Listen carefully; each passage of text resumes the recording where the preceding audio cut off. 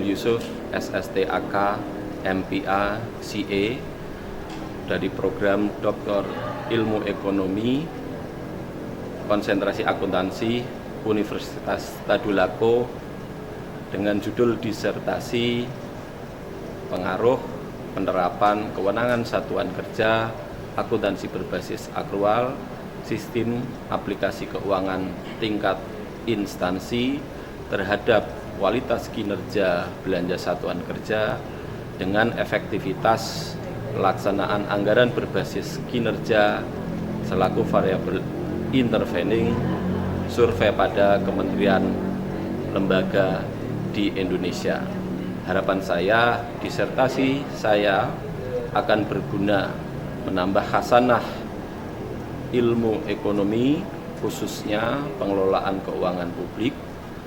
Sedangkan secara manajerial, saya berharap disertasi saya bermanfaat untuk pengambilan keputusan pemerintah untuk pengambilan kebijakan terkait. Terima kasih. Bapak Ibu hadirin yang kami hormati, sidang ujian terbuka akan segera dimulai. Mohon tidak mengaktifkan nada dering handphone selama berada dalam ruangan ini. Terima kasih. Yang kami hormati Bapak Yuli Wibowo, Kepala Kanwil Dirjen Perbendaharaan Sulawesi Tengah, Bapak Mahfud, Kepala Kantor KPPN Palu atau yang mewakili, Bapak Supri, Kepala Sub Bagian Umum KPPN Palu, Bapak Saiful, Kepala Kanwil Dirjen Perbendaharaan Sumatera Utara, yang pada saat ini telah bergabung di via Zoom, dan Ibu Triana, istri dari Bapak Abdul Yusuf. Assalamualaikum warahmatullahi wabarakatuh. Selamat pagi, salam sejahtera untuk kita sekalian. Salam, Om Swastiastu, Namo Buddhaya, salam kebajikan.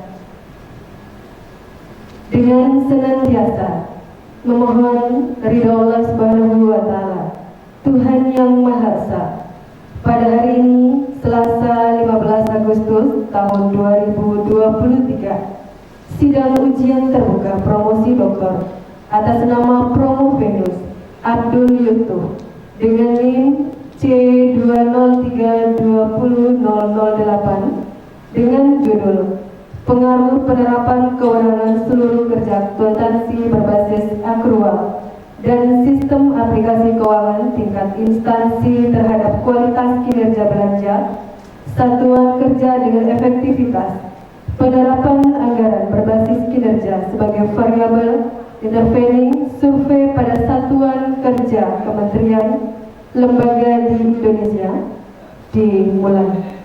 Tim penguji memasuki ruang sidang.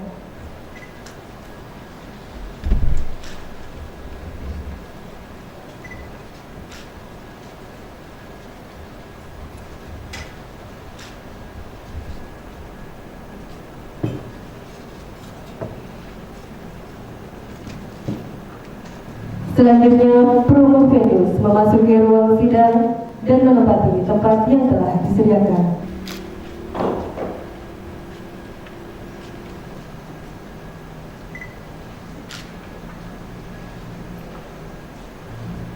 Bapak Ibu hadirin yang kami hormati, sidang ujian terbuka promosi doktor dipimpin oleh Profesor Dr. Insinyur Mahfud MP Ibu Asian Engineer selaku ketua tim penguji. Bismillahirrahmanirrahim. Assalamualaikum warahmatullahi wabarakatuh. Selamat pagi, salam sejahtera buat kita semua. Dengan memohon perlindungan, taufik dan hidayah Allah Subhanahu wa Ta'ala, saya buka sidang promosi doktor atas nama Abdul Yusuf.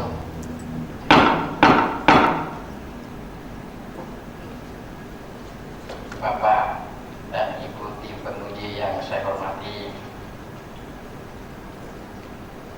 untuk mengawali sidang ujian promosi doktor ini, saya mempersilahkan kepada promotor Abdul Yusuf untuk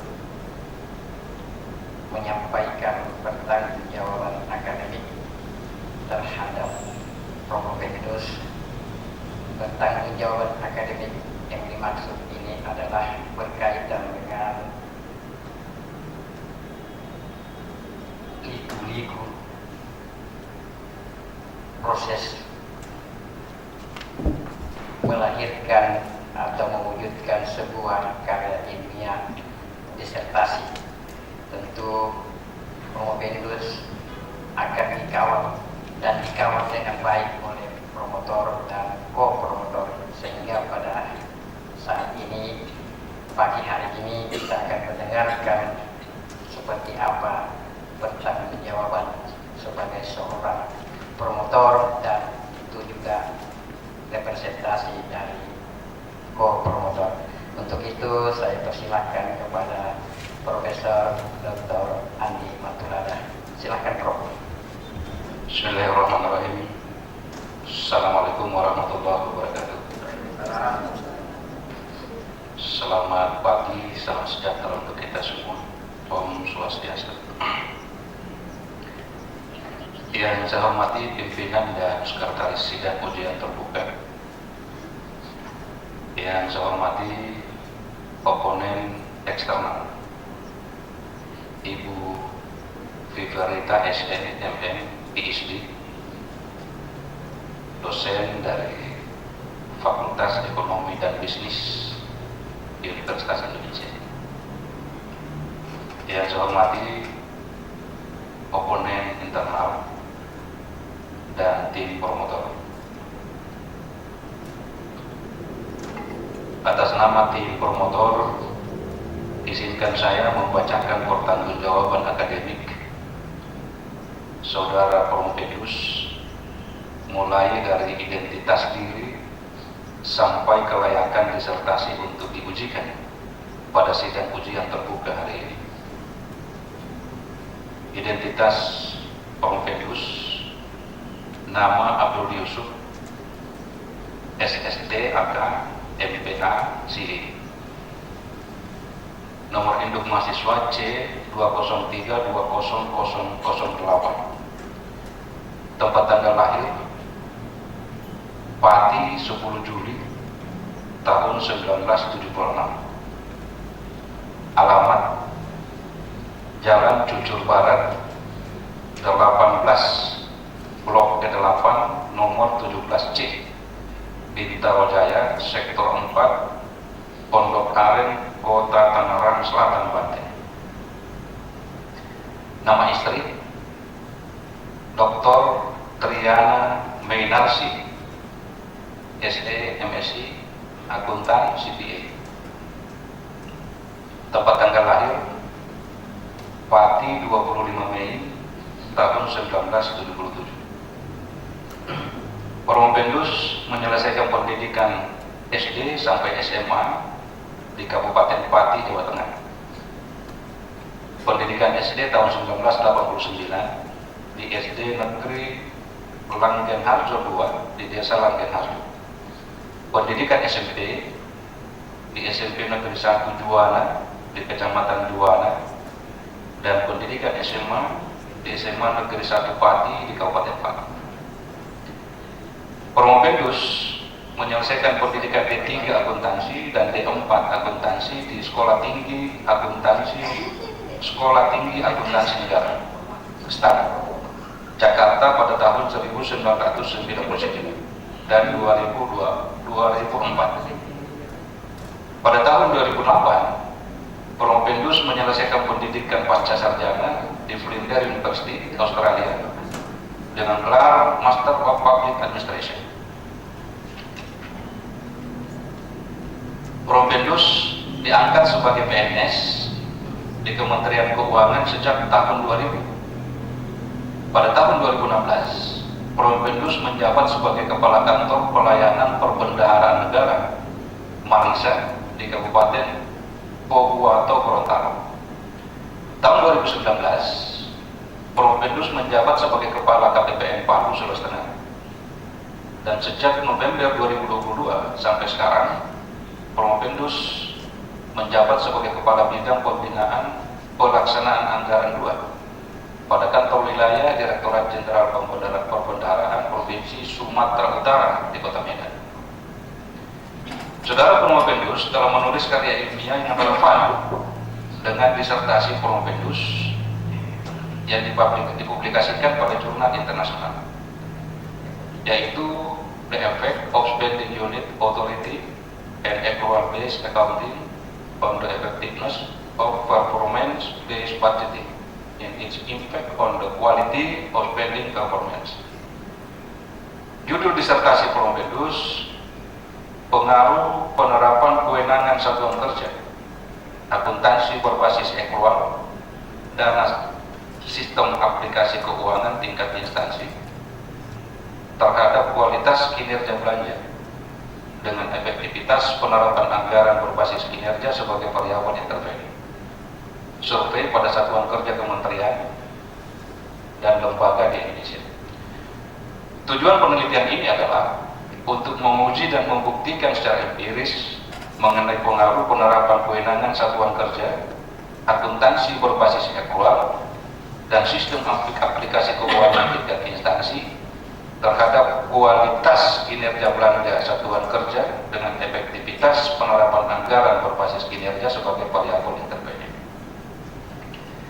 Manfaat yang diharapkan dari penelitian ini adalah dapat memberikan masukan bagi pemerintah untuk pengambilan kebijakan dalam rangka meningkatkan efisiensi dan efektivitas pengelolaan anggaran pendapatan belanja negara untuk mewujudkan belanja yang berkualitas. Beberapa temuan dalam kajian disertasi Promovendus antara lain: penerapan kewenangan satuan kerja, akuntansi berbasis accrual, dan sistem aplikasi keuangan tingkat instansi masing-masing berpengaruh positif dan signifikan terhadap kualitas kinerja belanja satuan kerja. Penerapan akuntansi berbasis accrual dan sistem aplikasi keuangan tingkat instansi masing-masing berpengaruh positif dan signifikan terhadap efektivitas penerapan anggaran berbasis kinerja. Yang ketiga, kewenangan satuan kerja tidak berpengaruh signifikan terhadap efektivitas penerapan anggaran berbasis kinerja. Yang keempat, penerapan anggaran berbasis kinerja tidak memediasi hubungan kewenangan satuan kerja dengan kualitas kinerja belanja satuan kerja. Yang kelima, hubungan penerapan akuntansi berbasis accrual dan sistem aplikasi keuangan tingkat instansi terhadap kualitas kinerja belanja dimediasi oleh efektivitas penerapan anggaran berbasis kinerja. Kebaruan yang pertama adalah kebaruan paradigma. Penelitian sebelumnya belum ada yang menggunakan variabel dependen kualitas kinerja belanja yang diukur dari indikator kinerja pelaksanaan anggaran. Penelitian sebelumnya belum ada yang menggunakan variabel kewenangan penggunaan anggaran satuan kerja sebagai variabel yang mempengaruhi kualitas kinerja belanja satuan kerja. Penelitian sebelumnya belum ada yang menggunakan variabel efektivitas penerapan anggaran berbasis kinerja sebagai variabel intervensi terhadap kualitas kinerja belanja satuan kerja. Kebaruan subjek penelitian. Penelitian sebelumnya belum ada yang meneliti pejabat perbendaharaan satuan kerja, yaitu KPA, BPK, dan BPSPM, dan bendahara pengeluaran dari berbagai kementerian, lembaga, dengan lingkup nasional sebagai responden penelitian. Setelah terpenuhi segala ketentuan persyaratan akademik dan setelah tim promotor mencermati kembali secara seksama substansi dari isi disertasi mulai dari landasan konseptual, metode penelitian, sampai pada pembahasan dan kebaruan yang menjadi temuan Promovendus, maka tim promotor berkesimpulan bahwa disertasi ini layak untuk diujikan pada sidang ujian terbuka disertasi hari ini. Namun demikian, sekalipun isi disertasi ini dipandang layak oleh tim promotor untuk diujikan, kelulusan Promovendus diserahkan sepenuhnya pada integritas dan otoritas akademik para penguji di dalam ujian disertasi terbuka ini. Demikian. Wallahu muwaffiq ila aqwamit thariq. Assalamualaikum warahmatullahi wabarakatuh. Terima kasih banyak, Prof. Kita sudah mendengar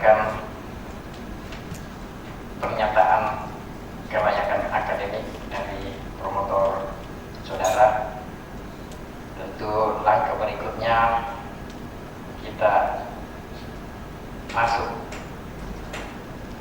ke aspek administrasinya, aspek legalitas dari pelaksanaan ujian promosi pada pagi hari ini. Untuk itu saya persilahkan kepada Ibu Profesor Wahyu Ningsi, SE, MSc, PhD untuk membacakan surat keputusan yang berkaitan dengan keabsahan pelaksanaan ujian pada pagi hari ini. Silakan, Prof. Bismillahirrahmanirrahim. Keputusan Direktur Pasca Sarjana Universitas Tadulako nomor 3125/28/KF/2023 tentang penetapan panitia ujian terbuka disertasi mahasiswa program studi Ilmu Ekonomi Pasca Sarjana Universitas Tadulako. Direktur Pasca Sarjana Universitas Tadulako membaca dan seterusnya menimbang, mengingat, memutuskan mahasiswa peserta ujian disertasi terbuka di bawah ini: nama Abdul Yusuf, NIM 203-20008, program studi Doktoral Ilmu Ekonomi, judul penelitian Pengaruh Penerapan Kewenangan Satuan Kerja Akuntansi berbasis akrual dan Sistem Aplikasi Keuangan tingkat instansi terhadap kualitas kinerja belanja satuan kerja dengan efektivitas penerapan anggaran berbasis kinerja sebagai variabel intervening. Tim pelaksana 1. Profesor Dr. Insinyur Mahfudz MP IPU Asian Engineering sebagai ketua. 2. Wahyu Ningsi sebagai sekretaris. 3. Viverita PhD sebagai penguji tamu. 4. Dr. Rahayu Indriasari SE MSA AK penguji internal. Dr. Muhammadin SE MSI AK sebagai penguji anggota. Dr. Nina Justina Yamik SE MSI AK sebagai penguji anggota. Profesor Dr. Andi Matulada Amir SE MSI AK CD sebagai promotor dan Bapak Dr. Arifudin Tahir SE MP sebagai co-promotor. Ditetapkan di Palu pada tanggal 8 Agustus 2023, Direktur ditandatangani dan cap basah Dr. Insinyur Adam Malik MSc IQ Asian Engineering. Demikian, Prof. Terima kasih. Terima kasih banyak Ibu Profesor Wahyu Ningsi selaku sekretaris. Tadi sudah dibacakan SK dari Direktur Pasca Sarjana, karena itu saya baru akan membacakan juga dan menyapa tim penguji pada pagi hari ini. Hari ini penguji eksternal atau penguji tamu adalah Ibu Viverita PhD. Tadi Prof. Andi sudah menyampaikan beliau adalah dosen senior di Universitas Indonesia. Terima kasih banyak Ibu atas kehadirannya. Insya Allah akan memberikan warna tersendiri terhadap pelaksanaan ujian pada pagi hari ini. Tentu Ibu Viverita ini akan melakukan atau memberikan tanggapan sebagaimana apa yang sering beliau lakukan di Universitas Indonesia. Ini menambah hasanah dari kami bahwa di Universitas Tadulako juga dihadiri oleh penguji tamu dari universitas sebesar Universitas Indonesia. Berikutnya ada Ibu Dr. Rahayu Indriani selaku penguji internal, Bapak Dr. Muhammadin, Ibu Dr. Nina Yusnita, dan yang terakhir Ibu Profesor Dr. Andi Matulada. Secara administratif administrasi dan akademik, saudara ini sudah melewati tahapannya, sehingga apa yang disampaikan tadi oleh promotor bahwa diserahkan sepenuhnya pada forum ini terhadap kelayakan Anda, saudara Pengopendus, layak atau tidak mendapat gelar sebagai seorang doktor. Untuk itu tentu kita sangat mengharapkan penampilan Pengopendus yang terbaik untuk bisa dinilai oleh tim penilai atau tim penguji pada pagi hari. Saya beri kesempatan kepada saudara Pengopendus untuk mempresentasikan ringkasan disertasi yang begitu tebal ini. Mudah-mudahan bisa dirangkum dengan waktu maksimal 15 menit. Silahkan Pak. Assalamualaikum warahmatullahi wabarakatuh. Terhormat hadirin semua, ada Kepala Kantor Wilayah Direktorat Jenderal Perbendaharaan Provinsi Sulawesi Tengah, Bapak Yuni Wibawa. Terima kasih berkenan hadir Pak, dan seluruh hadirin yang tidak bisa saya sebutkan satu persatu. Disertasi kami adalah judulnya Pengaruh Penerapan Kewenangan Satuan Kerja Akuntansi Berbasis Akrual dan Sistem Aplikasi Keuangan Tingkat Instansi atau biasa disebut SAKTI terhadap kualitas kinerja belanja dengan efektivitas penerapan anggaran berbasis kinerja sebagai variabel intervening. Ini merupakan survei pada Satuan Kerja atau Satker Kementerian Negara Lembaga di Indonesia.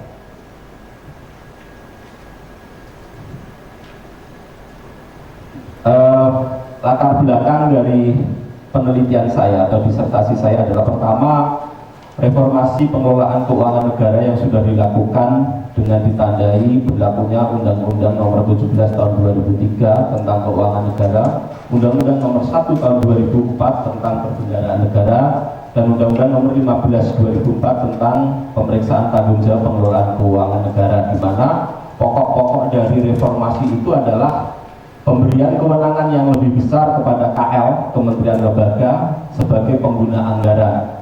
Kemudian penerapan anggaran berbasis kinerja, kemudian perubahan pelaporan keuangan negara dari semula berbasis kas menjadi basis akrual, serta penggunaan teknologi informasi dan komunikasi dalam pengelolaan keuangan negara.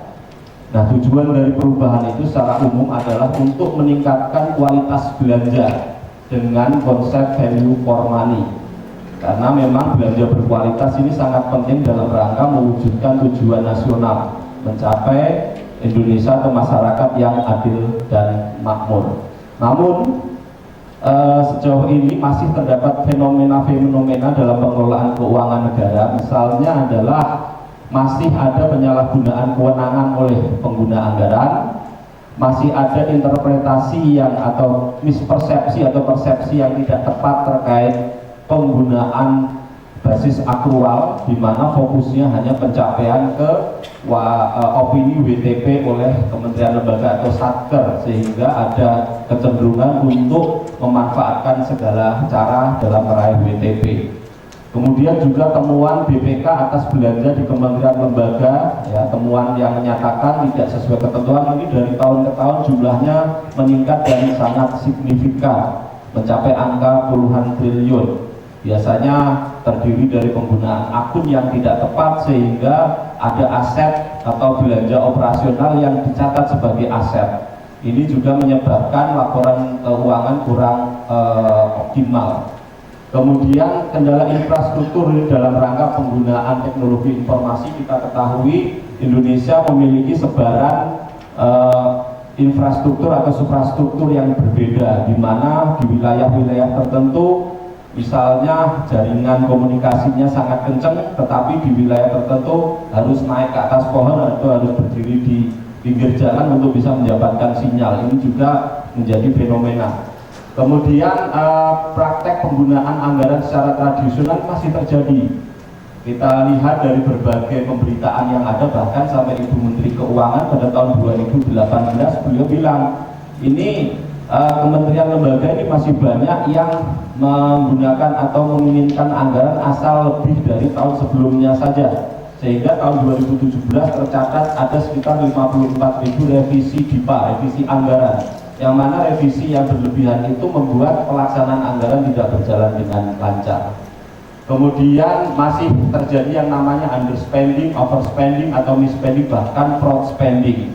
Orang takut untuk berbelanja, takut ditangkap KPK. Orang akhirnya berbelanja hanya untuk memenuhi penyerapan anggaran saja. Nah, ini mempengaruhi kualitas belanja.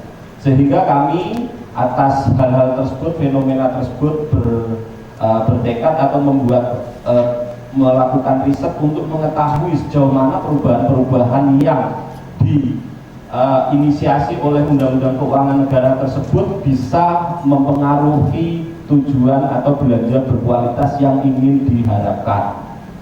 Nah, oleh karena itu salah satu atau tujuan-tujuannya kami sampaikan, apakah penerapan kewenangan Satker yang lebih besar ini, kemudian penggunaan sakti, penggunaan akuntansi berbasis aktual ini berpengaruh terhadap kualitas belanja ataukah tidak.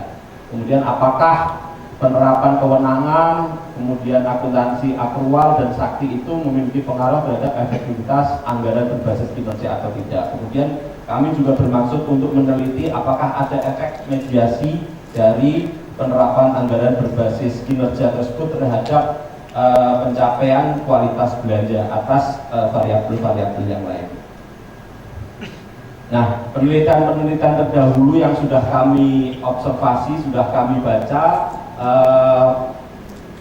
ada senjangan-senjangan yang ada gitu ya. Pertama, penelitian terdahulu masih ada hasil-hasil yang beragam tentang pengaruh antar variabel yang kami teliti. Kemudian banyak dari penelitian terdahulu itu hanya mengambil subjek satuan kerja di kementerian lembaga tertentu saja atau SKPD tertentu di pemerintah daerah tertentu dan perusahaan swasta atau perusahaan swasta. Kemudian masih ada senjangan penelitian tentang kualitas kinerja belanja satuan kerja di Indonesia yang menekankan pada pelaksanaan anggaran. Kemudian masih ada senjangan penelitian tentang peran mediasi anggaran berbasis kinerja tersebut. Sehingga dari observasi kami terhadap penelitian-penelitian terdahulu, kami membuat penelitian tentang pengaruh dari penerapan kewenangan Satker, akuntansi berbasis akrual dan sakti terhadap kualitas kinerja belanja dengan efektivitas penerapan anggaran berbasis kinerja selaku variabel intervening. Nah, ini adalah teori dan kerangka pemikiran yang kami gunakan. Secara umum kami menggunakan teori agensi. Mengapa? Karena teori agensi ini membentuk reformasi yang ada di Indonesia, bahwa di situ ditekankan hubungan antara prinsipal dan agen, di mana ada kontrak, di mana ada pemberian kewenangan, di mana ada monitoring. Dan teori agensi ini memberikan kerangka pemikiran yang cukup solid karena bisa mempertimbangkan atau melihat dari aspek ekonomi. Ya, ada berbagai sanggahan terhadap teori agensi ini yang terlalu murni menerapkan dogma-dogma dari bisnis swasta di pemerintahan. Namun sekali lagi teori agensi ini tetap dominan karena kejelasan dari analisisnya yang menggunakan basis ekonomi untuk melihat fenomena di pemerintahan, sehingga kami gunakan. Dan juga teori agensi ini berpengaruh terhadap new public management yang diterapkan di Indonesia yang didasari dari Undang-Undang Keuangan Negara tersebut, di mana new public management tersebut prinsipnya adalah menerapkan proses bisnis atau bisnis praktis dari dunia swasta ke pemerintahan dengan maksud untuk meningkatkan efisiensi dan efektivitas penyelenggaraan sektor publik. Kita ketahui bahwa manajemen performance atau performance management kemudian accrual basis itu semula digunakan oleh bisnis swasta dan mampu meningkatkan kinerja dari bisnis swasta, sehingga ini menjadi faktor yang menarik. Di samping memang pada waktu itu ada berbagai pemikiran-pemikiran, misalnya the reinventing government, yang menyatakan bahwa tata kelola pemerintahan itu harus menggunakan pendekatan dari sektor bisnis, sehingga penggunaan APBN, penggunaan dana itu bisa dilakukan dengan efisien dan efektif. Kami juga menggunakan teori e-government yang juga paralel dengan NPM tersebut. Dalam artikel yang ditulis oleh Christopher Hood disampaikan bahwa salah satu megatrend perubahan sektor publik itu didorong oleh penggunaan teknologi informasi, dan kita di Indonesia sudah menggunakan teknologi informasi ini cukup intensif dimulai dari tahun 2015 dengan penggunaan sistem perbendaharian anggaran negara atau SPAN. Dan pada tahun 2022 Kementerian Keuangan dalam hal ini wakil pemerintah menggunakan sistem aplikasi keuangan tingkat instansi atau SAKTI kepada seluruh kementerian dan lembaga di Indonesia untuk meningkatkan efisiensi dan efektivitas pengelolaan sektor publik. Nah, prinsip dari e-government ini adalah penggunaan IT dalam proses bisnis pemerintahan akan mempercepat, akan membuat proses lebih akuntabel dan lebih transparan karena bisa dipantau oleh seluruh stakeholder yang ada. Ada berbagai jenis e-government, salah satunya G2G, government to government, G2B, government to business, atau G2C, government to citizen. Nah, SAKTI ini adalah G2G karena pelayanan yang diberikan adalah dari Kementerian Keuangan kepada kementerian dan lembaga di Indonesia. Nah, kami juga menggunakan goal setting theory yang prinsipnya adalah penggunaan dari tujuan-tujuan atau goal yang lebih spesifik dan jelas itu mempermudah pencapaian tujuan. Hal ini karena sebelum masa NPM, pengelolaan sektor publik itu didasarkan pada visi dan misi yang vague, yang istilahnya bias, tidak ada penggunaan secara implisit, secara eksplisit atas target-target yang ada. Hanya misalnya untuk mencapai perbaikan pendidikan, hanya untuk mencapai perbaikan kualitas kesehatan dan lain-lain. Nah, dengan teori goal setting teori ini, maka bisa dilakukan atau tujuan itu lebih gampang tercapai apabila diformulasikan dalam tujuan-tujuan yang jelas. Dalam hal ini kualitas kinerja belanja itu sudah dispesifikasi dengan menggunakan indikator-indikator kinerja pelaksanaan anggaran yang secara jelas dan bisa diukur dengan tepat. Itu. Kemudian ini adalah kerangka kerja yang kami gunakan, di mana untuk kewenangan satuan kerja kami menggunakan dimensi-dimensi dari kewenangan kuasa pengguna anggaran, kewenangan pembuatan komitmen yang dimiliki oleh PPK, kewenangan perintah membayar yang dimiliki oleh PPSPM, dan kewenangan untuk mengelola uang persediaan yang dimiliki oleh bendahara pengeluaran. Kemudian untuk akuntansi berbasis akrual, kami menggunakan dimensi policy, proses, people, dan sistem yang dikembangkan oleh PricewaterhouseCoopers tahun 2013 untuk mengukur pelaksanaan akuntansi berbasis akrual di negara OECD. Karena aspek-aspek atau dimensi ini mencerminkan bagaimana suatu entitas itu menerapkan akuntansi berbasis akrual. Untuk SAKTI, sistem aplikasi keuangan tingkat instansi, kami menggunakan dimensi kualitas sistem, kualitas informasi, kualitas layanan, dan kepuasan pengguna, serta net benefit yang dikembangkan oleh Blaine McLeod. Jadi aspek-aspek tersebut bisa mengukur sejauh mana implementasi atas suatu sistem itu dilakukan. Untuk efektivitas anggaran berbasis kinerja, kami menggunakan dimensi yang dikembangkan oleh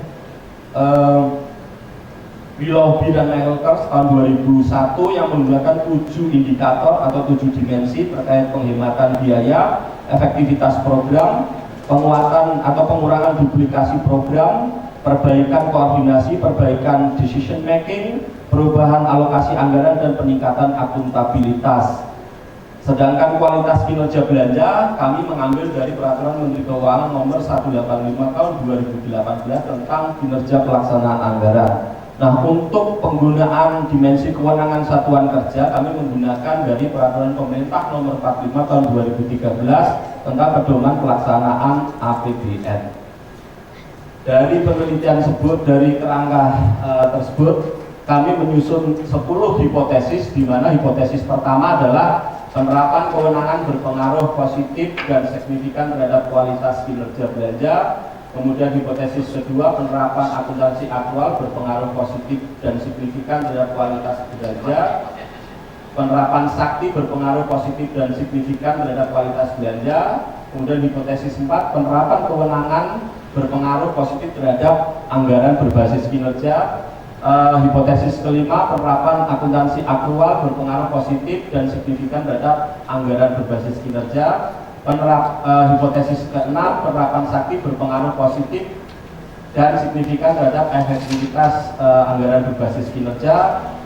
Hipotesis ketujuh, efektivitas anggaran berbasis kinerja berpengaruh terhadap kualitas belanja. Sedangkan hipotesis ke-8, ke-9, ke-10 adalah efek mediasi yang dimiliki oleh efektivitas anggaran berbasis kinerja terhadap pengaruh dari penerapan kewenangan, akuntansi aktual, dan sakti terhadap kualitas kinerja belanja. Nah, metode penelitian yang kami gunakan adalah kuantitatif dengan mengumpulkan data-data dari sumber primer dan dari sumber sekunder atau data sekunder dari OMSPAN, Online Monitoring System Penggunaan Anggaran. Data kami kumpulkan di bulan Juni sampai September 2022 dengan berbagai kuesioner yang kami kirim ke satker di seluruh Indonesia melalui KPPN yang ada. Kami menggunakan software Lisrel dan SPSS untuk pengolahan data, dan yang kami survei adalah populasi dari penelitian kami adalah seluruh pejabat perbendaharaan satker, yaitu KPA, PPK, PPSPM, dan bendahara. Namun ini adalah satker KL dan bukan satker BABUN, bagian anggaran bendahara umum negara, dan BLU, karena memiliki sifat belanja yang berbeda. Dengan metode penentuan sampel dari teori Hare et al., di mana jumlah indikator kali 5 itu merupakan minimal yang kami sampel. Kami dalam melakukan analisis menggunakan CFA, Confirmatory Factor Analysis, yaitu model pengukuran yang memodelkan hubungan antara variabel laten dengan variabel pragmatik. Oke. Nah, demografinya adalah total 463 dari 33 kementerian di 22 provinsi, dan kebanyakan laki-laki 286 dan perempuan 177. Untuk uji reliabilitas di situ terbukti semuanya reliable, demikian pun dengan persepsi responden semuanya sangat baik. Ini adalah structural equation modeling yang kami gunakan atau yang kami olah dengan estimate, standardized solution, dan t-value. Nah, ini adalah hasil dari uji hipotesis yang kami lakukan. Dari 10 hipotesis, 8 diterima dan 2 ditolak. Yang ditolak adalah hipotesis keempat, di mana penerapan kewenangan satuan kerja ini tidak berpengaruh signifikan terhadap efektivitas anggaran berbasis kinerja karena memiliki t-value minus 0,21 yang di bawah threshold 1,96. Kemudian hipotesis ke-8 juga ditolak karena dari hasil pengujian efektivitas anggaran berbasis kinerja tidak memiliki efek mediasi terhadap pengaruh kewenangan satuan kerja terhadap kualitas kinerja belanja. Nah, dari hasil uji hipotesis tersebut, 2 itu yang perlu mendapat perhatian, bahwa penerapan kewenangan ini tidak berpengaruh positif. Artinya apa? Dalam menjalankan kewenangannya, KPA, PPK, PPSPM atau bendahara itu sepertinya kurang memahami tujuan dari anggaran berbasis kinerja, yang mana ada efisiensi yang harus dilakukan, ada penguatan koordinasi antar unit, kemudian ada improvement of decision making. Sepertinya dalam menjalankan tugasnya secara ex officio ini, terutama kuasa pengguna anggaran ini kurang begitu memperhatikan aspek-aspek dari anggaran berbasis kinerja tersebut, sehingga kewenangan yang digunakan alih-alih untuk mewujudkan efektivitas atau efisiensi, yang terjadi adalah fenomena seperti yang saya sampaikan di awal, masih banyak pemborosan, masih banyak terjadi penyelewengan. Kemudian bahwa efektivitas anggaran berbasis kinerja tidak bisa memediasi pengaruh kewenangan terhadap kualitas belanja. Mengapa? Karena tujuan dari anggaran berbasis kinerja itu memang tidak bisa tercapai dari pelaksanaan kewenangan yang dilakukan oleh para pejabat perbendaharaan di satuan kerja. Kemudian kebaruan dari penelitian kami yaitu dari paradigma, ya, karena penelitian sebelumnya belum ada menggunakan variabel dependent kualitas kinerja belanja yang dari IKPA, indikator kinerja pelaksanaan anggaran. Ini merupakan variabel baru secara yuridis, baru dilakukan di awal 2019, sehingga kami masih belum menemukan penelitian yang menggunakan variabel dependent ini. Kemudian penggunaan kewenangan berdasarkan PP 49 Peraturan Pemerintah Nomor 45 Tahun 2013 itu juga belum pernah dilakukan, sehingga ini penting sekali karena struktur anggaran kita, struktur pelaksanaan anggaran adalah dilaksanakan oleh satuan kerja yang secara day to day dilakukan oleh KPA, PPK, PPSPM, dan bendahara. Dari subjek penelitian kami menggunakan satker atau satker dari seluruh kementerian di Indonesia, ada 33 satker di 22 provinsi. Dari model analisis kami menggunakan uji Sobel untuk mengetahui pengaruh tidak langsung yang ada. Nah, implikasi atau kesimpulannya adalah bahwa 10 hipotesis tersebut 8 bisa diterima dan 2 ditolak, yaitu terkait pengaruh kewenangan terhadap anggaran berbasis kinerja dan pengaruh secara tidak langsung anggaran berbasis kinerja terhadap pengaruh kewenangan terhadap kualitas belanja. Nah, implikasinya apa?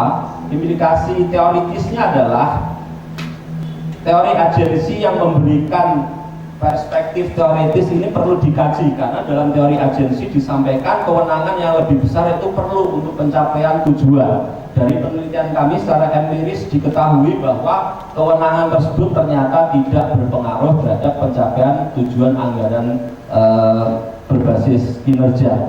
Kemudian penerapan NPM, Public Management, perlu memperhatikan konteks kewenangan yang sesuai. Barangkali dari berbagai satker itu memiliki culture yang berbeda-beda sehingga tidak bisa strict menggunakan ortodoksi seperti yang disampaikan oleh teori agensi. Nah, implikasi praktisnya pemerintah perlu melakukan program peningkatan kompetensi pejabat perbendaharaan terutama KPA. Mengapa? Karena KPA ini ex officio kepala satker yang sangat berpengaruh terhadap day-to-day pelaksanaan kegiatan satuan kerja. Seperti kita ketahui dari survei yang kami lakukan, tidak semuanya memiliki background ekonomi.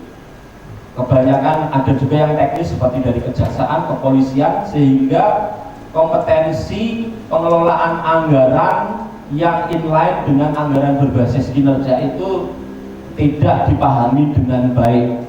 Dari penelitian kami, implikasinya pemerintah perlu menjalankan kebijakan program peningkatan kompetensi para pejabat anggaran. Kemudian kementerian lembaga perlu melakukan atau mengintensifkan monitoring kepada pejabat perbendaharaan di satker di lingkupnya secara lebih intensif dengan memanfaatkan teknologi informasi yang sudah diberikan oleh Kementerian Keuangan. Keterbatasan dari penelitian kami melakukan riset dengan kualitatif berbasis survei dan data sekunder. Kemudian penelitian ini hanya meneliti satker KL dan tidak memasukkan satker anggaran BABUN atau satker BLU. Kemudian penelitian ini hanya meneliti 5 variabel saja, sedangkan ada kemungkinan variabel-variabel lain yang mempengaruhi. Sehingga saran kami terhadap riset berikutnya adalah perlu dimasukkan responden atau objek atau subjek berupa satker BABUN, satker BLU, dan kalau perlu satker OPD, organisasi perangkat daerah.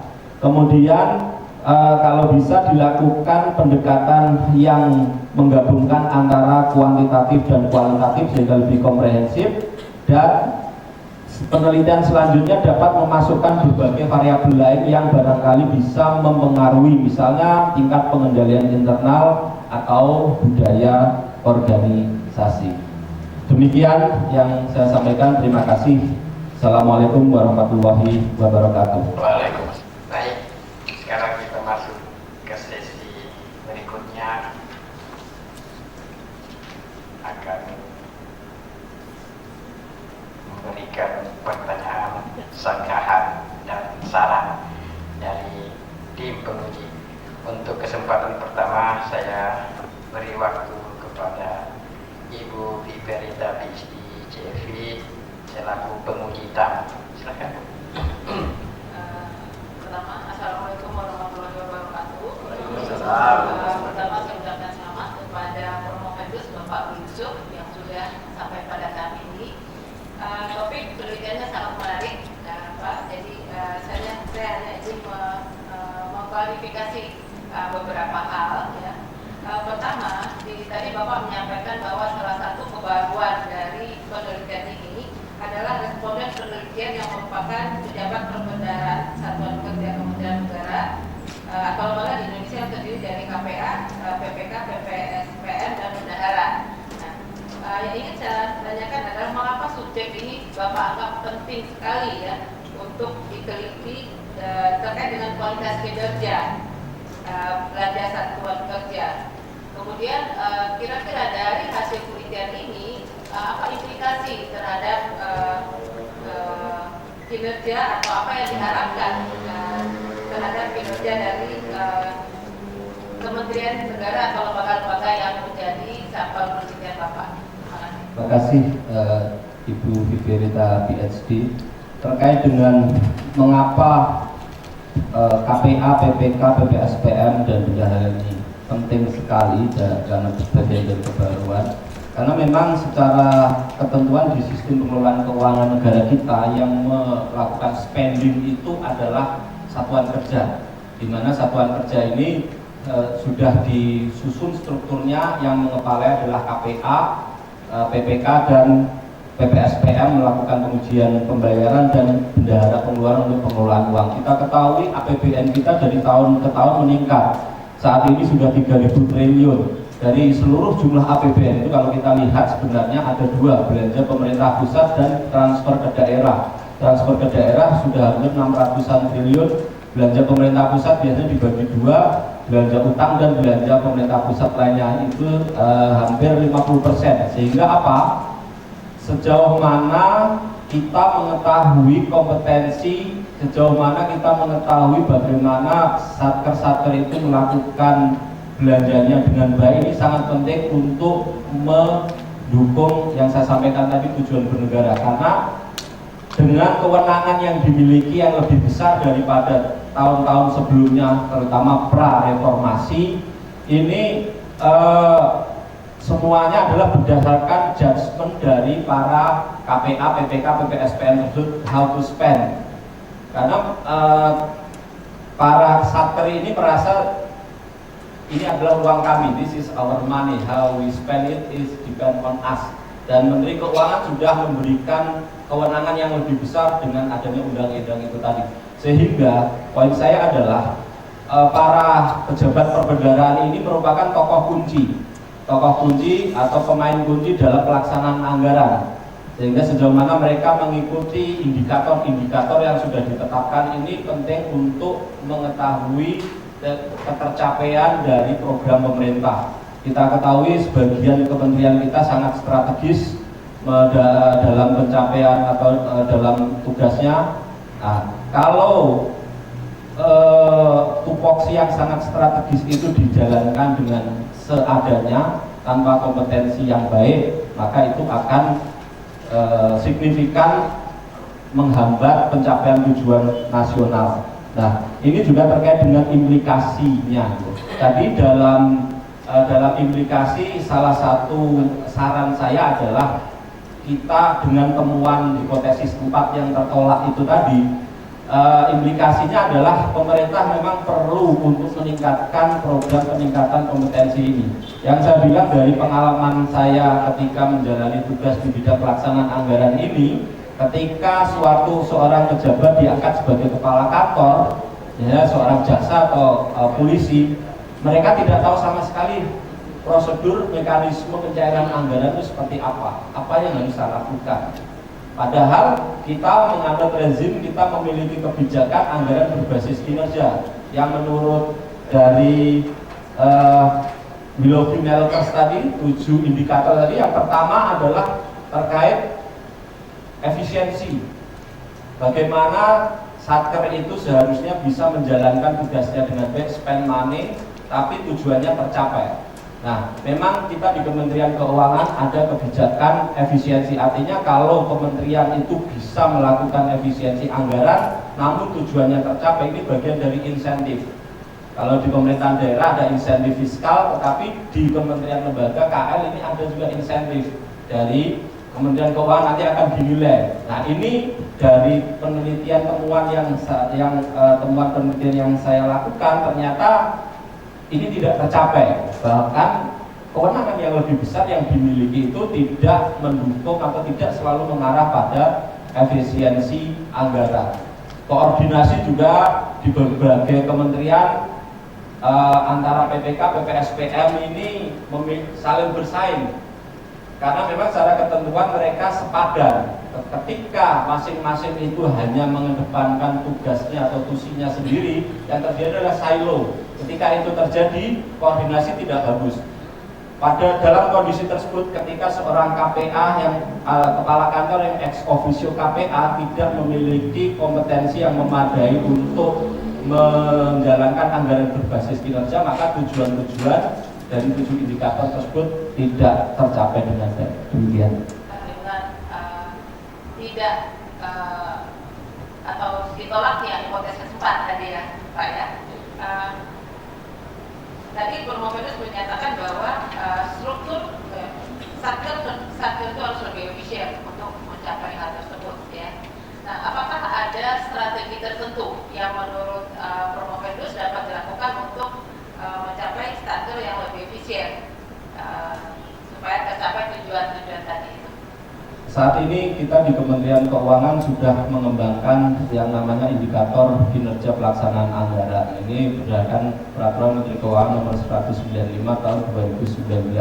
Nah, dari peraturan tersebut sebenarnya sudah sangat jelas. Efisiensi salah satunya yang penting ya. Kita mendukung atau kita mendorong satuan kerja itu dalam menggunakan uang persediaannya yang semakin tahun semakin meningkat, itu bisa dipertanggungjawabkan paling lambat 30 hari kerja. Nah, ini jadi uang persediaan itu seperti uang muka kerja yang diberikan dan bisa digunakan untuk apa saja kecuali belanja modal yang kontraktual. Nah, ketika satuan kerja dalam hal ini diketuai oleh KPA bisa membelanjakan uang tersebut dengan baik, kalau bisa semuanya dibelanjakan dalam waktu 30 hari kalender dan dipertanggungjawabkan ke Kementerian Keuangan. Nah, ini merupakan salah satu upaya efisiensi. Mengapa? Karena secara nasional peredaran uang persediaan di Indonesia itu setiap harinya mencapai 3 triliun lebih. Inefisiensi yang terjadi adalah inefisiensi pengelolaan kas. Seharusnya uang persediaan itu masuk ke kas negara, tetapi karena dipakai oleh bendahara pengeluaran dan tidak langsung di spending, maka itu ada opportunity cost yang ada. Nah, kemudian yang berikutnya adalah Satker dalam hal ini kuasa pengguna anggaran harus bisa mengawasi tagihan-tagihan belanja yang diajukan itu bisa terbayarkan dengan cepat. Kita di Kementerian Keuangan memiliki rentang waktu atau norma waktu 17 hari kerja dari mulai diajukan. Nah, ini salah satunya. Kemudian efisiensi itu juga bisa dilakukan dari perencanaannya. Perencanaan harus dilakukan dengan baik, mengacu pada visi misi organisasi dengan target-target yang real. Nah, ini kita juga memfasilitasi dengan Sakti itu untuk melakukan sinkronisasi atas visi misi. Dan sebagai tambahan, fitur sistem aplikasi keuangan tingkat instansi yang kita kembangkan atau yang dikembangkan itu ada mekanisme monitoring yang bisa dilakukan dari level tertinggi satuan kerja sampai level level terendah satuan kerja sampai level tertinggi menteri selaku pengguna anggaran. Apabila pimpinan Satker menggunakan monitoring itu dengan teratur, maka ini bisa mencapai efisiensi yang diharapkan. Misalnya nanti akan muncul, ini tadi hanya sudah lebih dari 20 hari, kenapa tidak keluar surat pencairannya atau pencairan dananya. Nah, hal-hal seperti ini akan mendukung satuan kerja untuk meningkatkan efisiensi itu. Di samping itu, dengan monitoring yang ada seharusnya bisa diketahui sampai hari ini pagu saya sudah digunakan seberapa persen dan output yang sudah dicapai itu berapa persen. Dari perbandingan output dengan realisasi yang dilakukan itu seharusnya bisa juga dilakukan perhitungan seberapa efektif, seberapa efisien operasional organisasi atau unit yang dilakukan. Namun ini tadi dari temuan penelitian kami, karena kompetensi ini merupakan salah satu kompetensi pelaksanaan anggaran, di mana background dari kebanyakan KPA itu yang kami survei itu banyak yang teknis non keuangan, misalnya seperti kementerian yang bergerak di bidang pertahanan, keamanan, sosial. Nah, ini akan butuh effort yang lebih dari para pimpinan Satker untuk menjalankan policy dari anggaran berbasis kinerja ini. Demikian. Terkait dengan sakti, terkait dengan sakti yang Bapak sampaikan tadi, tentunya ada kelemahan ya dalam sistem yang sudah diterapkan itu dalam konteks e-government ini tentunya ya. Nah, menurut Bapak ya, kelemahan apa yang terutama yang mungkin masih bisa diperbaiki ya dari sakti ini supaya pemanfaatannya itu bisa lebih efektif ya. Kemudian ada nggak sistem lain yang mungkin dapat meningkatkan efektivitas dari penggunaan sakti? Terima kasih. Secara full mulai diterapkan tahun 2022. Jadi sebelumnya piloting dulu, tahun sebelumnya hanya khusus oleh Kementerian Keuangan. Kemudian dievaluasi, sepertinya bisa ini dijalankan oleh seluruh satuan kerja yang berjumlah sekitar 25.000 dari seluruh Indonesia. Kendala dari sakti memang ada beragam, Bu. Pertama dari SDM-nya, yang saya bilang tadi, SDM yang di ibu kota provinsi atau di Jakarta itu berbeda dengan SDM yang ada di Donggala atau di Sigi atau di Parigi Motong misalnya. Biasanya ketika kami memperkenalkan sistem baru, yang paling cepat catch itu adalah dari pusat dulu, kemudian dari provinsi. Nah, sementara yang dari daerah ini biasanya nge-lag. Ini apalagi ini? Karena apa? Karena sistem ini web based, artinya diupdate terus oleh pusat. Ketika hari sebelumnya diklik warnanya biru, ternyata hari ini diklik warnanya kok berubah jadi ungu, karena memang diupdate. Nah, kendala SDM ini kita sudah fasilitasi dengan berbagai training yang ada, tetapi yang saya bilang tadi, kendala infrastruktur jaringan ini, karena dia web based, dia murni berdasarkan jaringan yang ada.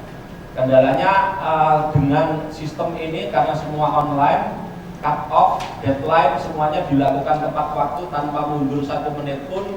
Nah, ini yang dihadapi oleh teman-teman terutama di daerah terpencil, mereka ketinggalan.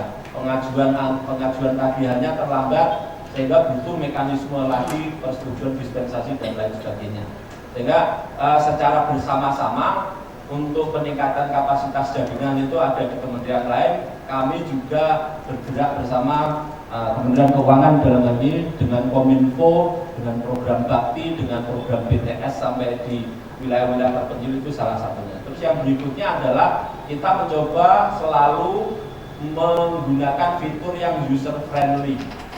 Kenapa saya sampaikan ini? Karena sakti ini pertama dikembangkan logiknya itu logik peraturan, logik perdirjen, peraturan direktur jenderal, logiknya PMK, peraturan Menteri Keuangan yang sangat rigid.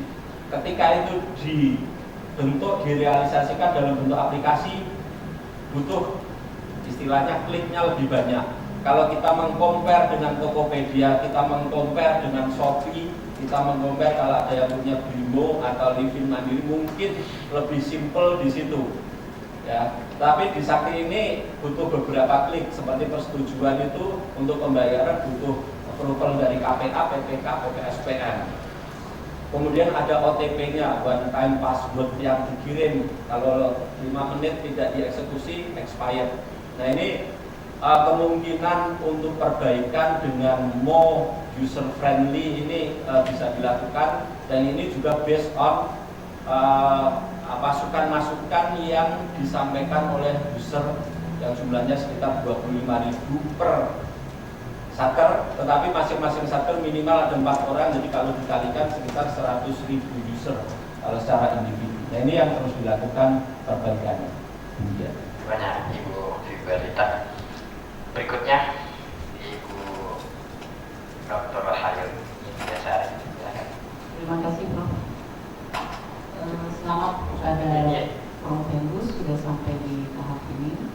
Saya melanjutkan dari Ibu Fiberita PhD. Ya. Berbicara mengenai akuntansi sektor publik, muatannya itu adalah tidak jauh dari perencanaan strategi, kemudian penganggaran, evaluasi kinerja, dan pelaporan, ya, sebagaimana yang diteliti oleh Prof. Hendus. Menurut Prof. Hendus, apakah kebutuhan infrastruktur keuangan yang dimiliki oleh pemerintah saat ini itu sudah memenuhi kebutuhan khususnya dalam akuntansi sektor publik? Seperti kita ketahui bahwa akuntansi berbasis akrual ini dilaksanakan secara penuh tahun 2015, dan untuk sampai ke tahap itu pemerintah dalam hal ini Kementerian Keuangan sudah melakukan proses penyiapan yang cukup intensif. Salah satunya adalah PPAPK, program peningkatan akuntabilitas keuangan, di mana salah satu kegiatan utamanya adalah mengeduket seluruh satker yang terkait dengan penggunaan akuntansi itu untuk agar lebih familiar dengan akuntansi aktual. Dan seperti kita ketahui, kalau dari data yang ada, kita semenjak 2016 itu LKPP kita sudah WTP, dan LK laporan keuangan BUN juga sudah WTP beberapa tahun berturut-turut. Kalau kita lihat dari sini, seharusnya informasi-informasi yang dihasilkan oleh sistem berbasis akrual ini sudah cukup memadai untuk memberikan akuntabilitas, untuk memberikan informasi kinerja dari masing-masing kementerian yang sampai ke level satuan kerja. Karena memang dalam penyusunan laporan keuangan ini levelingnya dari WKPA, unit akuntansi KPA, sampai unit akuntansi yang pusat, WPA, unit akuntansi pengguna anggaran. Masing-masing level ini konsolidasinya sudah memperhatikan berbagai hal yang ada, bahkan dengan kombinasi penggunaan IT yang ada, Sakti ini, Ibu Dr. Intiasari, sampai level kementerian itu bisa mengetahui apabila ada irregularities, apabila ada jurnal yang tidak lazim yang dilakukan oleh satuan kerja misalnya terpencil dari monitoring yang ada. Ini untuk memastikan bahwa data yang disampaikan di laporan keuangan yang berbasis aktual ini benar-benar memiliki integritas yang baik. Dan sejauh ini mungkin perlu dikembangkan atau diteliti lebih lanjut usability atau penggunaan dari data-data akrual ini sejauh ini apa? Apakah memang sesuai desain awal LKPP yang sudah WTP ini bisa dimanfaatkan optimal untuk investasi? Seperti kita tahu, pemerintah kita sangat rajin untuk misalnya memasarkan program SUN, obligasi retail ke luar negeri. Nah, ini salah satunya bisa dilihat dari berbagai indikator-indikator yang ada di laporan keuangan pemerintah pusat. Namun sejauh ini dari mulai tahap penyusunan, kemudian pelaporan dan evaluasi ini, sistem akuntansi aktual yang kita gunakan ini sudah berfungsi dengan cukup baik, yaitu dari bisa mendeteksi berbagai irregularities yang ada. Dalam penelitian kuantitatif, kita itu kan akan menguji hubungan antar variabel atau kita akan mengetahui sebesar apa pengaruh antar variabel tersebut. Nah, untuk validitas dan reliabilitas hasil penelitian kita, tentu kita tidak boleh salah atau jangan sampai tidak tepat dalam mengukur indikator dari masing-masing variabel. Misalnya tadi sakti diukur dengan kualitas informasi, kualitas sistem itu ya dari McLean kalau saya tidak salah tadi. Apakah menurut Promovendus ukuran indikator yang Promovendus gunakan di penelitian ini sudah cukup mewakili ya untuk melihat hasil penelitian yang dilakukan oleh Promovendus? Terkait dengan penggunaan indikator-indikator dalam penelitian ini, pertama-tama bahwa indikator ini pernah digunakan dalam penelitian-penelitian sebelumnya, seperti untuk pengujian atau penelitian tentang efektivitas sistem dari Delon dan McLean ini sudah banyak digunakan. Dan kalau kita lihat dari dimensi kualitas informasi, kualitas sistem, kualitas layanan, kemudian kepuasan pengguna dan net benefit, itu memang menggambarkan sejauh mana itu sebuah sistem itu bekerja dengan baik. Bahwa ini sesuai dengan teori Delon dan McLean, bahwa suatu sistem itu akan baik apabila memang misalnya kualitas informasi yang dihasilkan itu baik. Dari indikator kuesioner yang kita sampaikan kepada para responden, di situ salah satunya memang menilai apakah sakti mampu menghasilkan laporan-laporan yang up to date dan cepat dan semuanya atau sebagian besar menjawab bisa. Karena memang faktanya sakti ini didesain untuk membuat berbagai macam laporan yang diperlukan dalam pelaksanaan anggaran, dari mulai laporan akuntansi sampai laporan yang manajerial. Kemudian tadi yang saya sampaikan, indikator atau dimensi dari kewenangan satuan kerja ini menggunakan PP 45 tahun 2013, karena ini memang satu-satunya ketentuan yang mengatur secara eksplisit apa-apa yang bisa dilakukan oleh kuasa pengguna anggaran, apa-apa yang bisa dilakukan oleh pejabat pembuat komitmen dan lain-lain, itu semuanya di state di situ.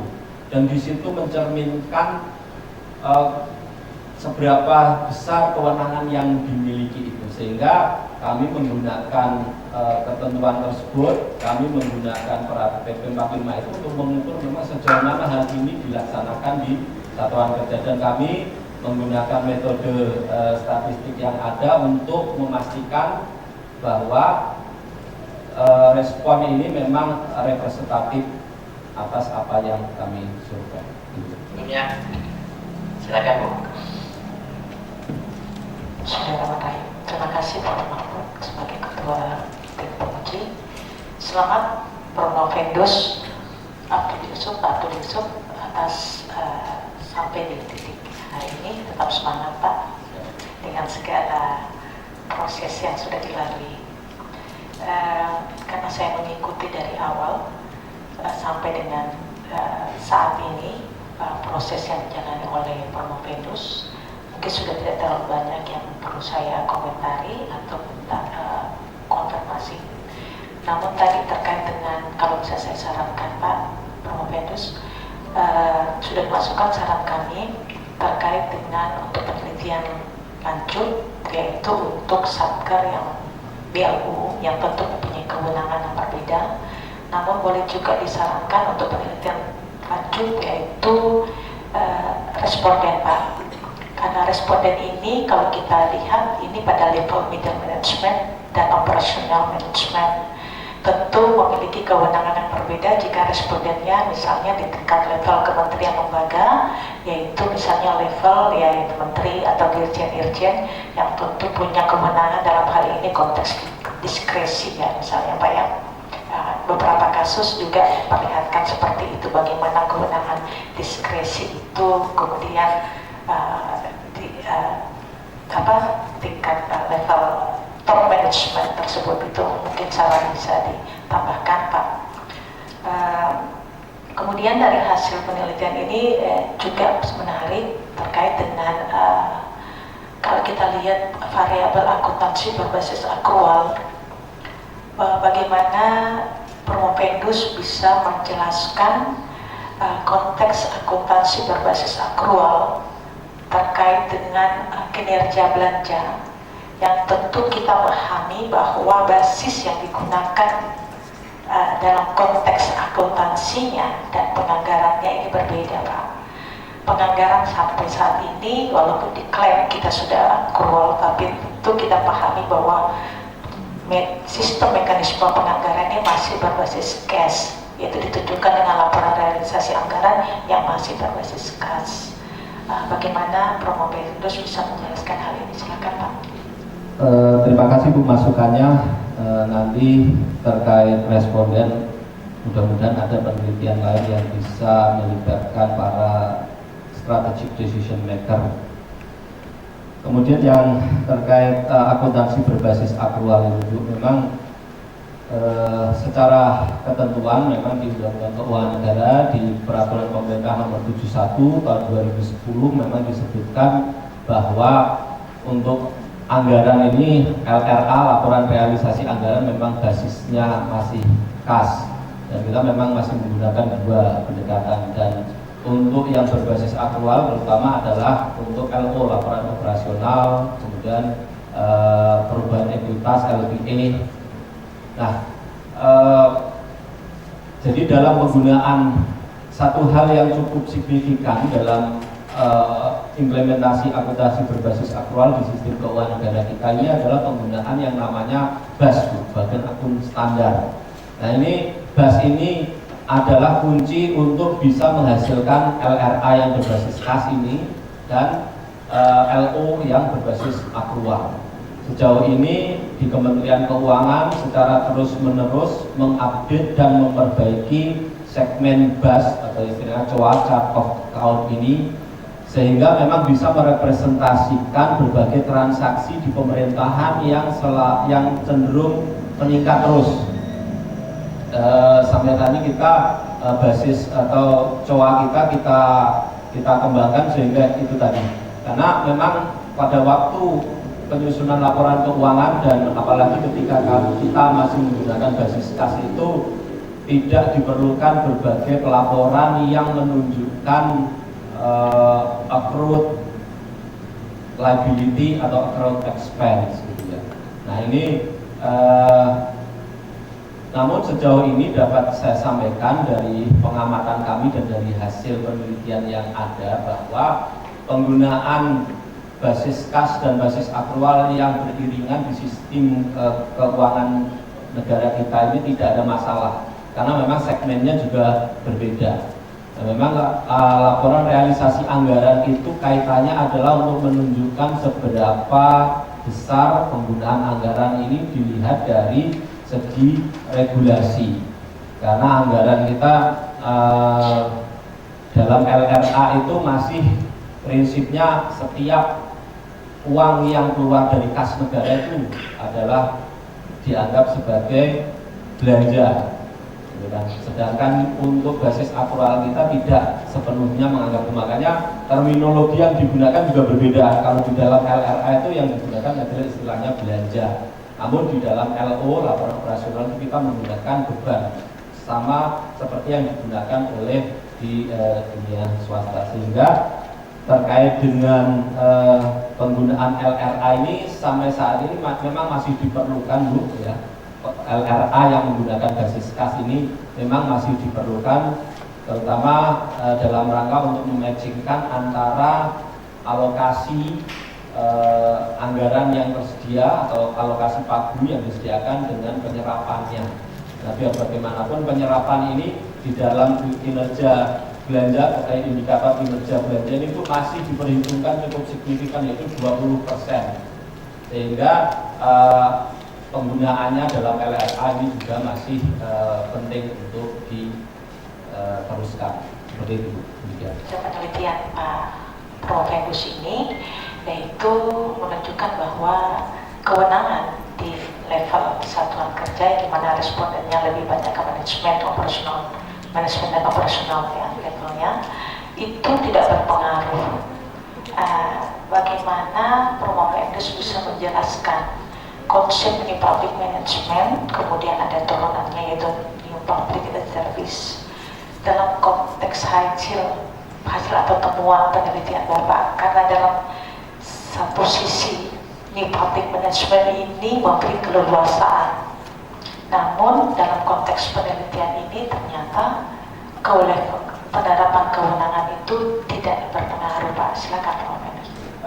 Ini memang dalam NPM seperti yang saya sampaikan, asas-asas efisiensi, efektivitas itu memang merupakan asas umum atau dokumennya. Namun kalau kita lihat, saya sudah sampaikan ini sebelumnya, kembali kepada pengguna anggaran KPA ini juga individu yang, kalau ada yang saya sampaikan waktu itu teorinya Niskanen yang menyatakan bahwa birokrat itu cenderung mengoptimalkan belanjanya, mengoptimalkan anggarannya. Mengapa? Karena pertama, ketika seorang birokrat itu mendapatkan alokasi anggaran yang besar, itu menunjukkan dia is someone, seorang yang besar. Mungkin kita bisa lihatlah, seorang KPA yang menguasai atau memiliki alokasi anggaran 1,3 dengan seorang KPA yang menguasai atau memiliki anggaran 600 miliar. Untas ini kalau nggak salah kisarannya antara 500 sampai 600 miliar. Beda. Gitu ya.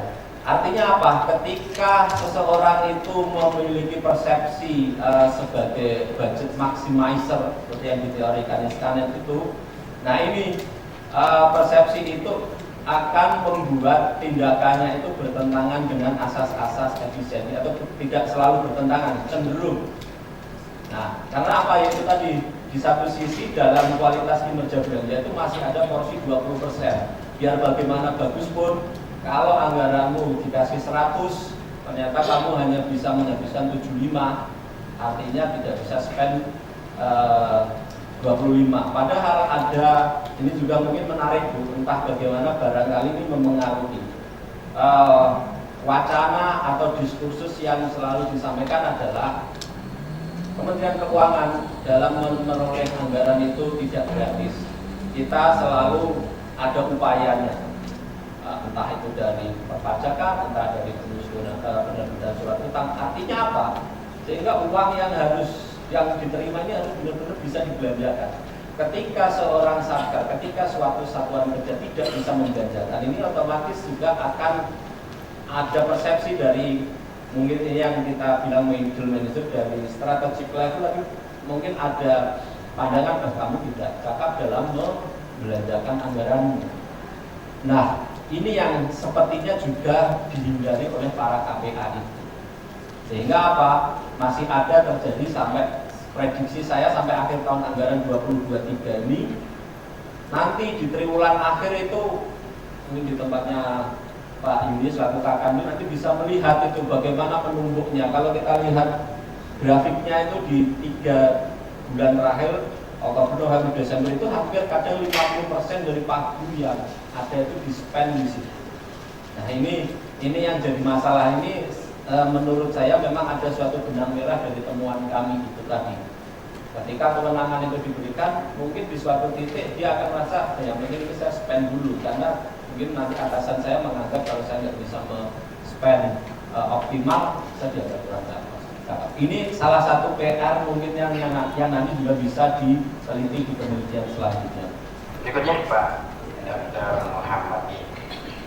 Assalamualaikum warahmatullahi wabarakatuh. Terima kasih Prof atas kesempatannya. Tidak lama-lama Pak Yusuf. Saya tidak membayangkan Pak Yusuf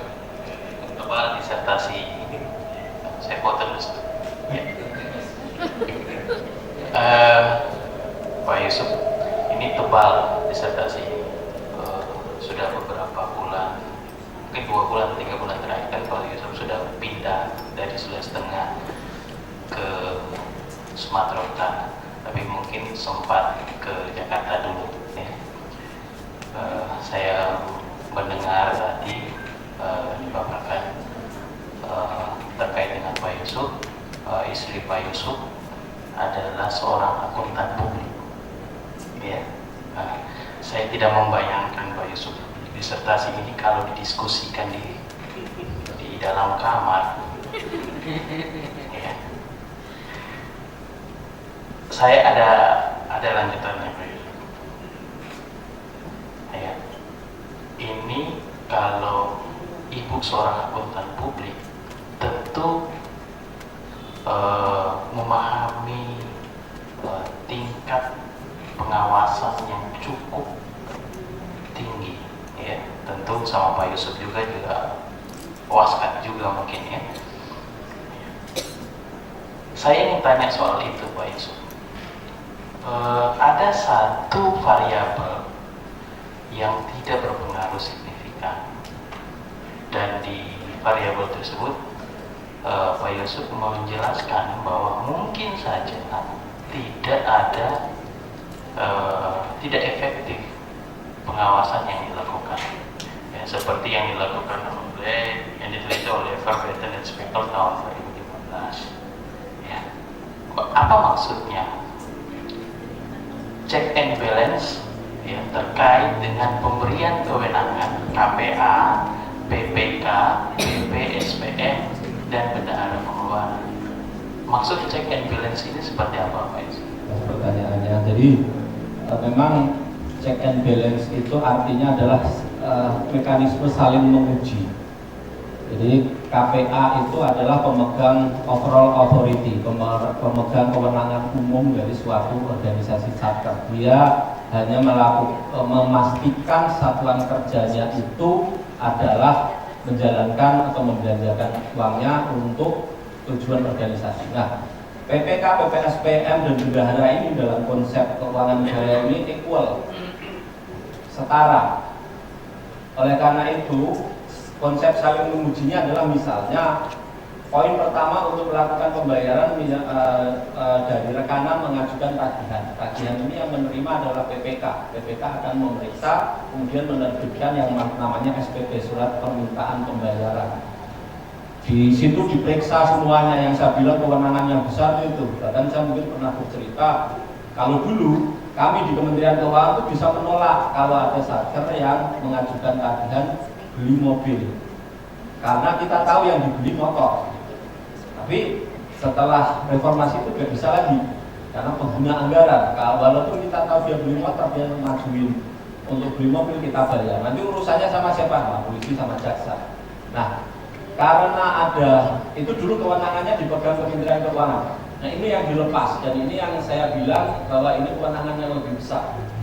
Nah, untuk ketika Kementerian Keuangan melepas kewenangan itu, Kementerian Keuangan menerapkan atau menginstall mekanisme saling menguji. Apabila SPP disetujui jadi SPM, SPM disetujui ke KPPN uang keluar. Nah, di proses ini, ketika PPSPM melihat SPP-nya ini tidak benar, dia boleh dan bisa menolak dan harus menolak. Demikian juga kalau bendahara diperintah oleh kepala kantor, karena bendahara menerima uang persediaan, dan saya bilang sekarang ini lebih besar, bahkan sampai 1 miliar. Dinas Pekerjaan Umum itu setahu saya kalau meminta uang persediaan itu sampai 5 miliar lebih untuk maintenance. Nah, itu bendahara juga bisa menolak perintah dari PPK atau PPK, PPSPM atau KPA apabila dia meyakini ini tidak benar. Mana dokumennya, mana BAST-nya. Nah, ini adalah prinsip saling mengujinya. Nah, yang jadi dilema adalah seringkali struktur pejabat perbendaharaan ini inline dengan struktur satker. Jadi KPA kepala kantor, PPK-nya kepala bagian, PPSP-nya kasubag, atau bendaharanya kasubag. Kalau bendahara biasanya fungsional, ya. Misalnya PPSPM dan PPK-nya kasubag. Ketika ada hubungan hierarkis seperti ini yang jadi hambatan ketika mau menolak. Nah, ini juga mungkin salah satu fenomena yang mengakibatkan dari hasil penelitian saya ini, pelaksanaan kewenangan ini tidak bisa mewujudkan prinsip-prinsip anggaran berbasis kinerja yang lebih. Mungkin saja, maka tadi di saran saya sampaikan ada unsur culture organization di mana yang hierarkisnya kuat, walaupun kamu adalah PPK, PPSPM yang menurut Undang-Undang Nomor 1 tahun 2004 boleh menolak, tetapi kamu bawahan saya nggak bisa menolak. Dia menolak, nanti penilaian pegawainya yang dijeleki. Nah, ini salah satu dilema yang barangkali apabila dilakukan penelitian selanjutnya itu bisa menjawab. Nah, ini adalah prinsip saling uji yang ada itu, Pak. Normatifnya seperti ini. Normatifnya. Sebelum saya serahkan ke promotor, mungkin ada komentar dari Ibu Sekretaris. Jangan lama-lama. Satu saja, Bro. Promo Fedus, satu saja komentar dari saya ini begitu melihat measurement atau cara mengukur di dalam matriks operasional variabel ya, itu kan menggunakan peraturan-peraturan pemerintah. Artinya penelitian ini kan menjadi tidak kalau ada cinta yang tidak lekang oleh waktu, nah ini kan jadi lekang oleh waktu. Karena peraturan berganti, gimana saya mau kutip atau saya mau sitasi, Bapak punya disertasi gitu kan. Kalau saya mau sitasi, peraturannya berubah, saya jadi nggak sitasi disertasinya Pak Yusuf. Artinya ini tidak long lasting gitu kalau mau dijadikan sebagai rujukan. Bagaimana pendapat Pak Promo Fedus? Silakan. Ketika saya menetapkan pertama bahwa passion saya ketika saya bertugas jadi kepala KPPN itu memang yang saya lihat D2D-nya itu Profesor, bahwa yang datang ke saya itu saat menjalankan kewenangannya dan ada banyak masalah hukum dan lain-lain, sehingga saya berpikir sejauh mana ini. Nah, ketika saya lihat memang yang saya bilang tadi, ketentuan yang secara detail mengatur kewenangan itu di PP 45, dan PP 45 ini alhamdulillah sudah berjalan 10 tahun.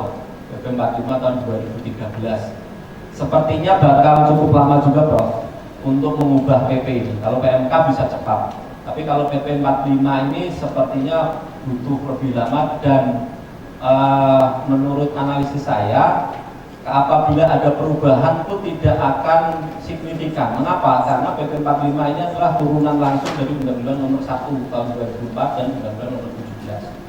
Sehingga apabila mengubah drastis, sepertinya undang-undang tersebut harus diubah. Untuk prediksi saya sampai 5-10 tahun ke depan, sepertinya PP 45 ini kalau ada perubahan terkait kewenangan itu tetap ada, dan tidak akan berubah banyak, sehingga masih bisa lah layak untuk disitasi. Demikian, terima kasih. Promotor, saya kira promotor rangkuman saja. Terima kasih, Prof. Jadi maksudnya Prof Ayu tadi itu bahwa idealnya sebuah karya ilmiah itu basisnya adalah teori, bukan regulasi. Itu kira-kira maksudnya. Landasan dari disertasi yang tebal Prof Fedus ini itu kebanyakan berbasis regulasi yang hanya berlaku pada konteks ke-Indonesiaan. Teori itu berlaku di mana-mana, dan dia nanti akan dinyatakan gugur ketika lahir teori baru. Saya kira ini penting, dan mungkin minimal bisa dimasukkan keterbatasan. Mungkin di keterbatasan kita kasih masuk bahwa landasan variabel-variabel yang diteliti itu banyak mengacu ke regulasi. Saya ada sedikit yang saya ingin berikan komentar, tetapi tidak lagi pada konteks konseptual. Ya, karena tadi saya mencermati perjalanan ujian ini saya kira penguasaan konsep Promovendus ini sangat luar biasa. Itu mungkin karena hubungan memang pekerjaan sehari-hari seperti itu ya. Saya ingin mengatakan begini, bahwa perjalanan akhir sebuah riset kuantitatif itu berujung pada 3 hal utama ya. Karena penelitian kuantitatif itu kan sebenarnya dia menguji teori.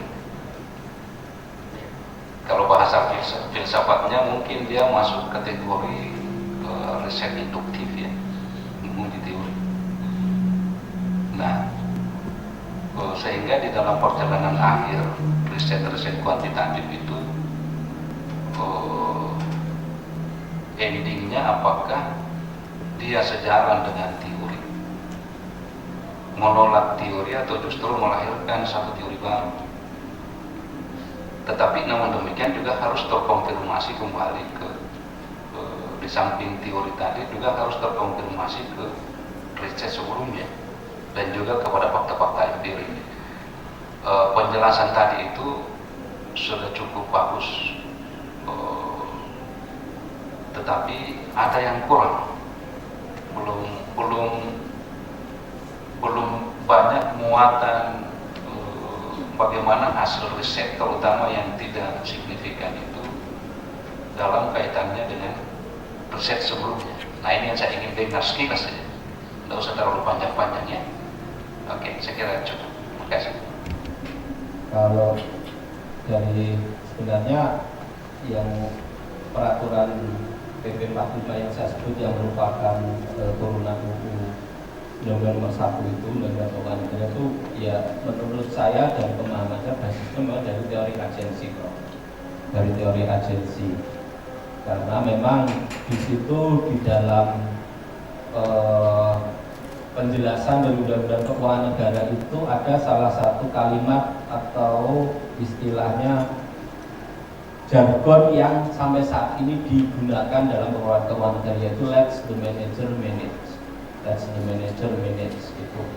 Dan sejauh penelaahan saya, jargon let the manager manage itu memang dituangkan pertama kali dari OECD.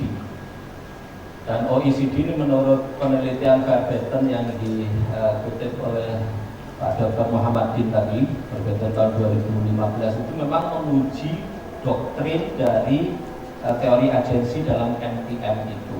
Nah, saya melihat keseluruhannya di situ, sehingga saya mengambil ini sebagai dasar. Nah, kemudian terkait dengan hubungannya dengan teori sebelumnya adalah telaahan saya sebelumnya, saya memang tidak menemukan riset yang menguji bagaimana KPK menjalankan kegiatannya D2D itu. Padahal itu sudah ada dan itu real dilakukan oleh masing-masing pejabat perbendaharaan.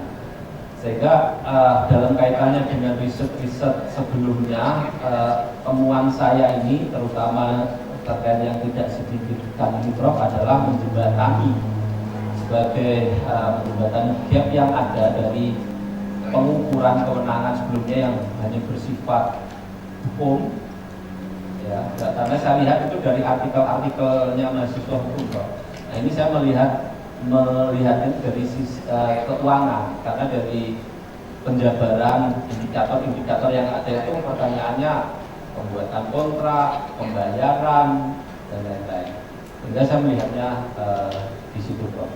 Semua penguji telah memberikan pertanyaan-pertanyaan, saran, dan Promovendus telah menjawab yang menurut promotor sangat luar biasa. Tentu juga karena saya juga dengar dan menyaksikan, kesan saya juga seperti itu. Sebelum saya menutup ini, saya tidak bertanya, tetapi saya ingin berkomentar terkait sosok Pak Yusuf ini. Ya, jujur saya baru tahu Pak Yusuf ini adalah Pak Yusuf Kepala KPPN setelah dibacakan tadi oleh promotor, saya pikir Pak Yusuf siapa ini? Ternyata Bapak dan ya selama beliau jadi kepala di sini, ya saya sering mendapat surat cinta dari beliau, teguran terkait dengan pelaksanaan atau pencairan anggaran Pak ya. Dan saya sangat salut kepada beliau karena selalu berkomunikasi secara personal, selalu di WA saya, sehingga informasi itu lebih dulu saya dapat dibanding surat resminya masuk ke kampus. Itu yang sangat luar biasa menurut saya. Beliau sangat proaktif dan sangat konsen terhadap bagaimana tanggung jawab bersama itu. Beliau punya kewenangan untuk memberikan informasi kepada kita dan beliau sangat konsen terhadap itu. Mudah-mudahan nomor HP-nya Pak Yusuf belum diganti ya. Belum, karena sudah tidak pernah lagi ada WA ke saya. Karena WA saya kira sudah bukan rektor lagi. Jadi begitu barangkali kisah saya, dan dengan tanpa kita tutup ini, barangkali kami bisingkan saja, Prof. Ibu Bibarita merangkum hasil dari ujian pada pagi hari ini, karena semua tim penguji telah menyampaikan nilainya dan kami telah mengkalkulasinya, sehingga pada kesempatan ini kami menyampaikan secara terbuka bahwa Saudara Promovendus Abdul Yusuf dari semua tim penilai, semua penilai menyampaikan kepada kami nilainya, dan secara kumulatif dan rata-ratanya mendapat nilai sebesar 87,75, dan berdasarkan kriteria yang ada di program pasca sarjana ini masuk kategori nilai A. Jadi selain lulus juga mendapat nilai A. Selanjutnya mungkin Pak Yusuf sudah boleh duduk, istirahat dulu, bernapas panjang.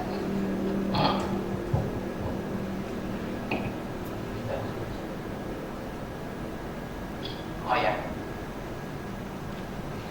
dari nilai yang diperoleh ini Pak Yusuf terima ya? Siap Prof, terima Masih keberatan masih boleh? Terima. Masih boleh diulang pertanyaan dari Bukti Berita. Oke, baik, saya minta Pak Yusuf maju ke depan sini untuk menandatangani berita acara.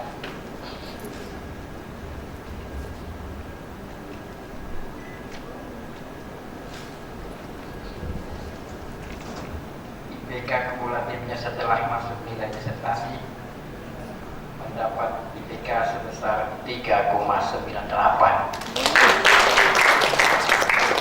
dan dengan masa studi 2 tahun 11 bulan 15 hari, sehingga masuk kategori layak untuk diberi predikat pujian. Baik, untuk mempersingkat waktu kita yudisium sekarang, nggak usah lama-lama. Saya mohon Bapak dan kita semua untuk berdiri.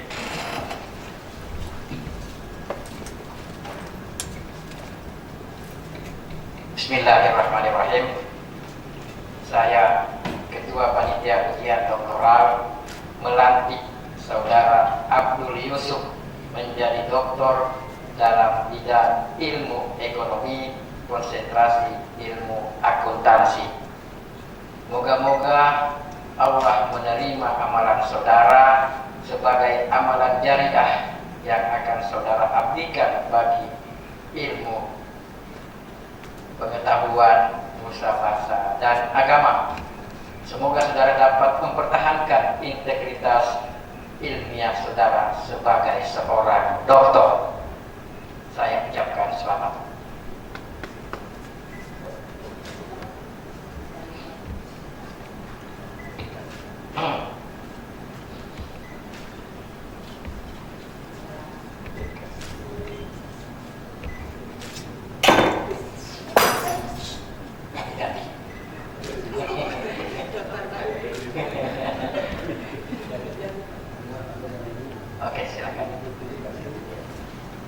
Baik, Bapak dan Ibu yang saya hormati, mohon maaf Pak Kanwil, saya tanya dulu. Terima kasih banyak atas kehadirannya dan menyaksikan kolega Bapak mendapat gelar keberhasilan Bapak Dr. Abdul Yusuf. Jadi saya yang orang pertama menyebut Bapak Doktor ya, Dr. Abdul Yusuf. Selamat Pak Dr. Abdul Yusuf, dan tentu hari ini menjadi hari yang sangat berbahagia buat Pak Dr. Abdul Yusuf dan disaksikan oleh Nyonya. Dan tentu Pak Yusuf sekarang sudah boleh berlagak kalau kita sama-sama dokter. Sekalipun Nyonya duluan dokter, tapi sekarang sudah dokter juga.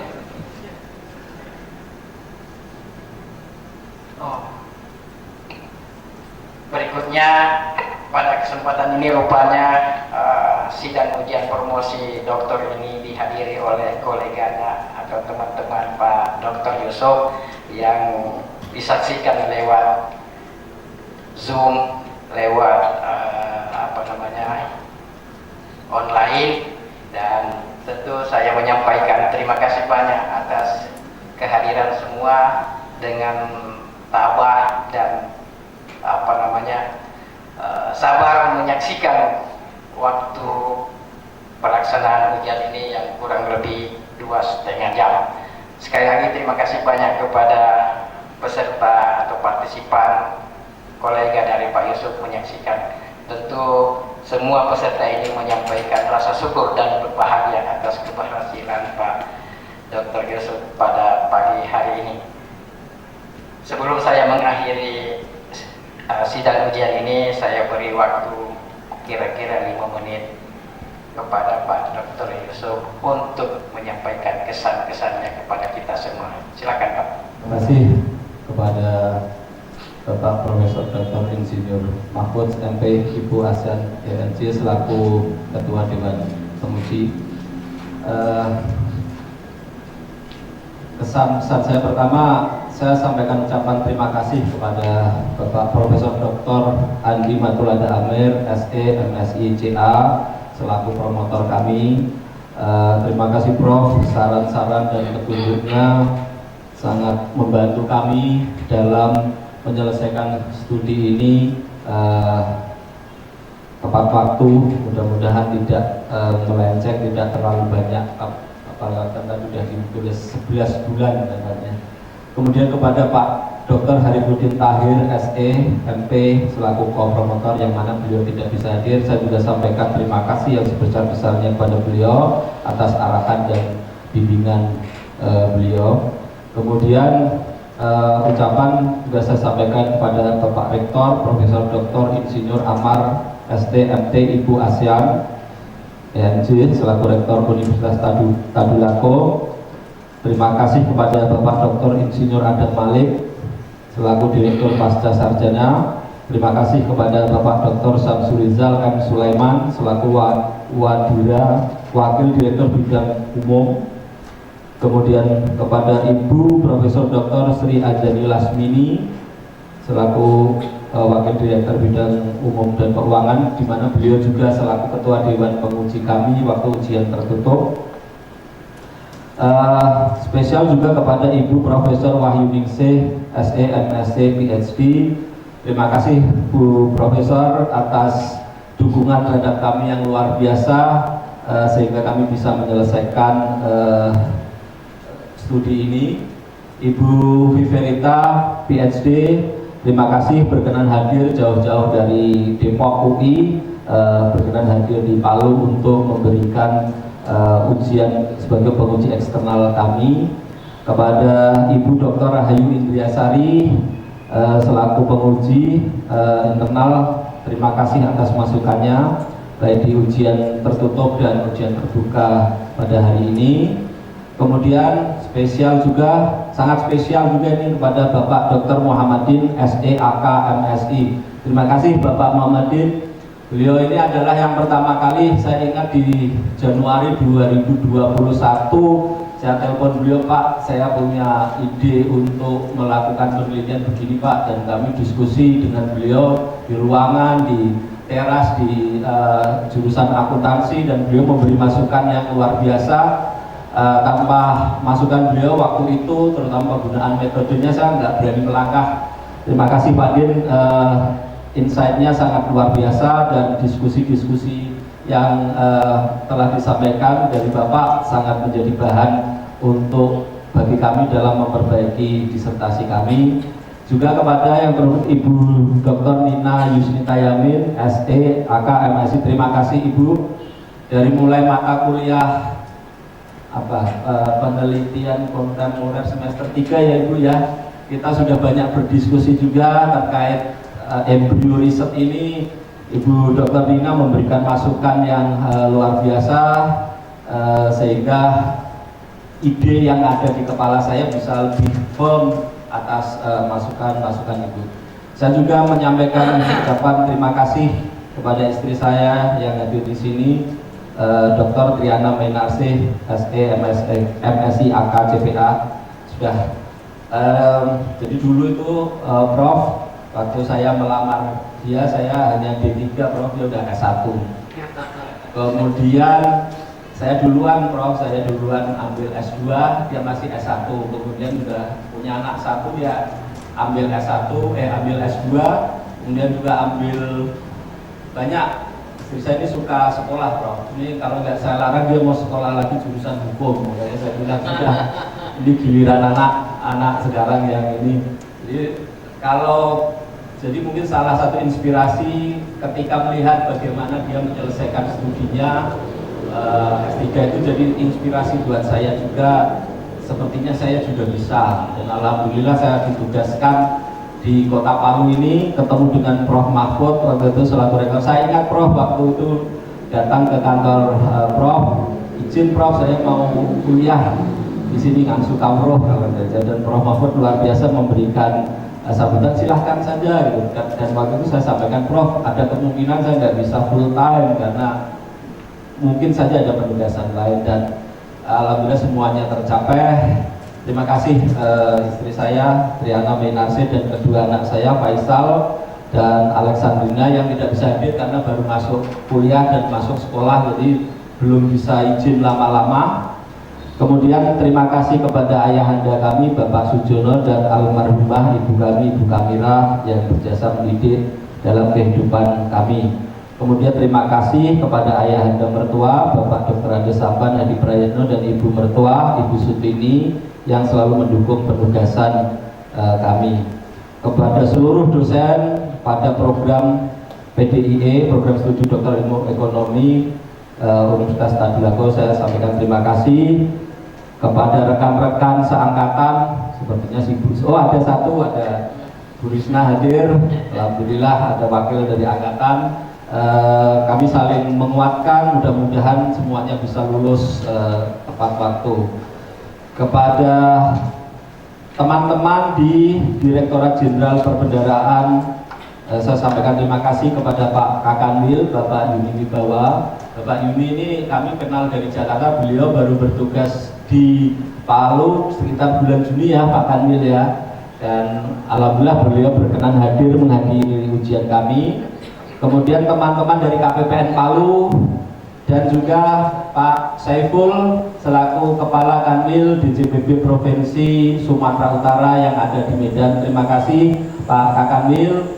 Ada dua Kakanwil ini yang hadir langsung dan yang via Zoom. Pak Saiful, beliau itu mentor kami juga karena beliau ini adalah pakar akuntansi keuangan negara. Beliau ini yang ikut membidani undang-undang keuangan negara dan terutama beliau ini yang membuat menyusun badan akun standar yang digunakan. Jadi beliau ini akuntan dari Sumatera yang sangat handal dan sangat signifikan di Direktorat Jenderal Perbendaharaan ini. Juga teman-teman dari KPPN Medan 1, karena kami juga mendapat tugas amanah sebagai pelaksana tugas di KPPN Medan 1. Terima kasih atas semua dukungannya. Satu hal yang saya pelajari bahwa tadi sudah disampaikan, ketika saya melihat situasi, melihat fenomena ini dari segi praktis, saya tidak tahu bagaimana mengartikulasikannya secara saintifik.